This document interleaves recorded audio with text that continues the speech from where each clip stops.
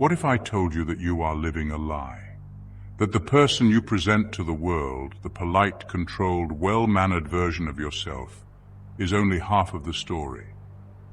Deep inside you, buried beneath layers of social conditioning, there is another self. A self filled with rage, jealousy, desire, arrogance, even cruelty. But this isn't just about darkness. Your hidden self, what psychologist Carl Jung called the shadow, is not simply evil. It also contains everything you have suppressed. Your true ambitions, your raw confidence, your hunger for power, and your deepest, most primal instincts. So why do we hide this part of ourselves? Is it because we fear what it says about us, or is it because society demands that we deny it? The truth is, what we suppress never truly disappears. It waits. It leaks out in ways we don't expect, through projection, through self-sabotage, through outbursts we cannot control. And today we're going to uncover one of the darkest truths of human nature. We will explore Carl Jung's theory of the shadow, why we repress our hidden self and how it controls us. Nietzsche's critique of morality, how society forces us into self-denial. Freud's theory of repression, why suppressed desires never truly go away. And most importantly, we will answer the one question you may have never asked yourself. Are you really in control of your own mind? Let's begin. Carl Jung, one of the most influential psychologists of all time, believed that every human being has a shadow, a hidden part of the psyche that contains everything we refuse to accept about ourselves. But here's what most people get wrong. The shadow is not just evil. It is also a reservoir of unrealized power. Yes, it contains violence, envy, and lust. But it also contains the confidence you were too afraid to embrace, the ambition you were told was bad, and the desires you were shamed into hiding. Why do we suppress the shadow? There are three major reasons. First, fear of rejection. From the moment we are born, we are trained to seek approval. If we express too much anger, we are punished. If we show too much confidence, we are called arrogant. If we admit our desires, we are told they are wrong, so we learn to suppress these traits. We push them into the unconscious, telling ourselves that we are not that kind of person. Second, guilt from religion and culture. Many cultures, especially those influenced by religion, teach that certain emotions are sinful. Lust is a sin. Pride is a sin. Power and ambition are sins. We are conditioned to believe that to be a good person, we must reject these aspects of ourselves. But rejecting them does not erase them. It only forces them underground where they fester. Third, the need to maintain an idealized self. Nobody wants to believe they are capable of darkness. We all construct an ego, an idealized version of ourselves. I am a good person. I would never do something like that. I don't have any violent or selfish thoughts. But the reality is, we all do. And the more we deny it, the stronger the shadow becomes. And when we least expect it, it emerges. A perfectly respectable person suddenly has an explosive fit of rage. A person who claims to be pure and moral is caught in a dark scandal. This is the shadow breaking free. But what happens when society forces people to suppress their true nature for too long? This is where Friedrich Nietzsche's ideas become terrifyingly relevant. Friedrich Nietzsche saw repression as a lie. He argued that society, especially religious institutions, designed a moral system to make people weak. Think about it. We are told that power is evil. We are told that pride is arrogance. We are told that ambition is selfishness. But why? Nietzsche believed that this morality was not created to help people, but to control them. He called this slave morality, a system designed to make strong people feel guilty about their own strength. Imagine a lion that has been raised in captivity. It is told from birth that it is not allowed to hunt, to roar, or to show its teeth. It is told that to be accepted, it must become like the sheep. And so, the lion learns to act tame, but inside it is still a lion, and one day, when it has had enough, it will remember what it is. Nietzsche believed that the most powerful individuals are those who embrace their true nature. He called this the Übermensch, the overman, the person who transcends morality and creates their own path. Jung and Nietzsche saw the shadow as something to be accepted, but Freud saw it as a ticking time bomb. Sigmund Freud believed that the most dangerous desires are the ones we refuse to admit. He argued that the human psyche is divided into three parts: the id, the primal animalistic part of our mind driven by pleasure and aggression; the superego, the moral conscience that suppresses forbidden desires; the ego, the conscious self, caught in the struggle between the two. What happens when we repress our desires? Projection. We see our own flaws in others and judge them. Self-sabotage, unconscious guilt causes us to ruin our own success. Explosive outbursts. Years of suppression suddenly burst out in destructive ways. Freud believed that repressed emotions never die, they simply wait, and eventually they find a way out. Jung called the process of confronting the shadow individuation, the journey of integrating your true self. Here's how: self-reflection, journaling, meditation, and analyzing emotional triggers. Questioning beliefs. Asking, is this belief truly mine or was it imposed on me? Creative expression, using art, writing, or music to process hidden emotions. Shadow work, consciously exploring the aspects of ourselves we were taught to suppress. By facing our shadow, we stop being controlled by it.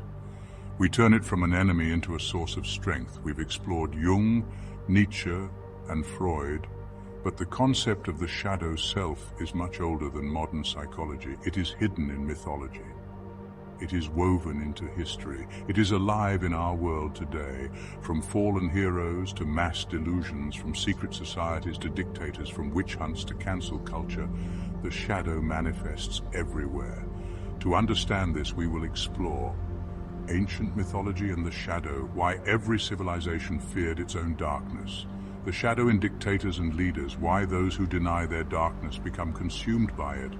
The shadow in society, how collective repression leads to violence, censorship, and hysteria. The shadow in the digital age.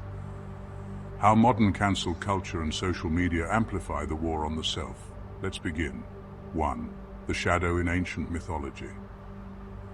Long before psychology, ancient civilizations personified the shadow in gods, monsters, and demons. They knew that darkness existed within every human, and rather than repressing it, they told stories about it. The Egyptian Ba and Ka, the two selves. In ancient Egypt, people believed they had two souls. Ka, the idealized self, the divine part. Ba, the chaotic, emotional, unpredictable part. To achieve balance, a person had to integrate both. Those who rejected their Ba were considered incomplete and would be punished in the afterlife. The Greeks and the shadow in tragedy. The Greeks built entire myths around the danger of rejecting one's true self. Oedipus tried to deny his fate, and it destroyed him. Achilles tried to hide his rage, and it consumed him. Narcissus tried to escape his inner truth, and he drowned in his own reflection. To the Greeks, tragedy wasn't just about fate, it was about self-deception. The greater the denial, the greater the destruction. But mythology isn't the only place where we see this pattern. In history, the denial of the shadow has led to some of the worst atrocities ever committed. 1. The shadow in dictators and leaders. Some of the most dangerous figures in history were people who refused to acknowledge their own darkness and instead projected it onto the world. Hitler and the shadow of the perfect race. Adolf Hitler built an ideology around purity, the idea of a race that was good, noble, and without flaw. But there is no such thing as human perfection. What happens when you refuse to accept imperfection within yourself? You begin to see it everywhere else.